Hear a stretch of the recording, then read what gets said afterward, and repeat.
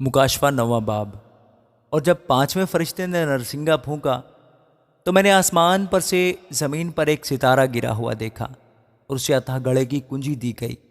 और जब उसने अथाह घड़े को खोला तो घड़े में से एक बड़ी भट्टी का सा धुआं उठा और घड़े के धुएं के बायस से सूरज और हवा तारीक हो गई। और उस धुएं में से ज़मीन पर टिड्डियाँ निकल पड़ी और उन्हें ज़मीन के बिच्छुओं की सी ताकत दी गई।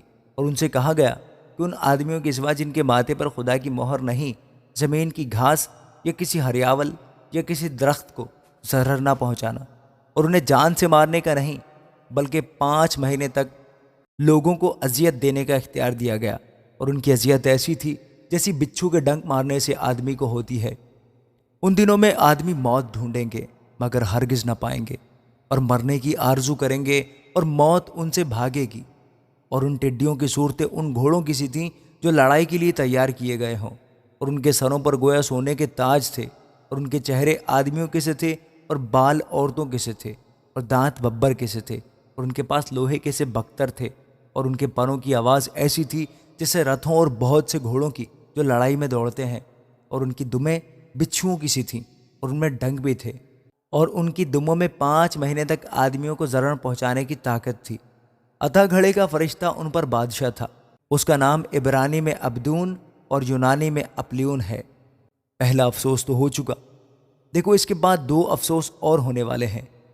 और जब छठे फरिश्ता ने नरसिंगा फूंका तो मैंने उस सुनहरी कुर्बानगाह के सींगों में से जो खुदा के सामने है ऐसी आवाज़ सुनी कि उस छठे फरिश्ता से जिसके पास नरसिंगा था कोई कह रहा है कि बड़े दरिया यानी फरात के पास जो 4 फरिश्ते बंधे हुए हैं उन्हें खोल दे।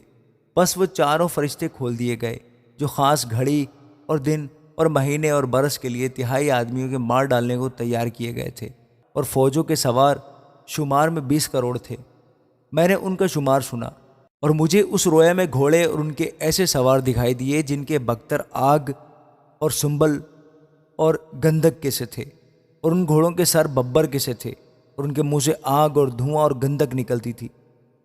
इन तीनों आफतों यानी उस आग और धुएं और गंधक से जो उनके मुंह से निकलती थी तिहाई आदमी मारे गए, क्योंकि उन घोड़ों की ताकत उनके मुंह और उनकी दुमों में थी, इसलिए कि उनकी दुमें सांपों की मानंद थी और दुमों में सर भी थे।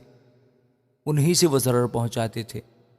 और बाकी आदमियों ने जो इन आफतों से ना मरे थे अपने हाथों के कामों से तौबा ना की कि शयातीन की और सोने और चांदी और पीतल और पत्थर और लकड़ी की मूर्तों की परस्तिश करने से बाज आते, जो ना देख सकती हैं, न सुन सकती हैं, न चल सकती हैं।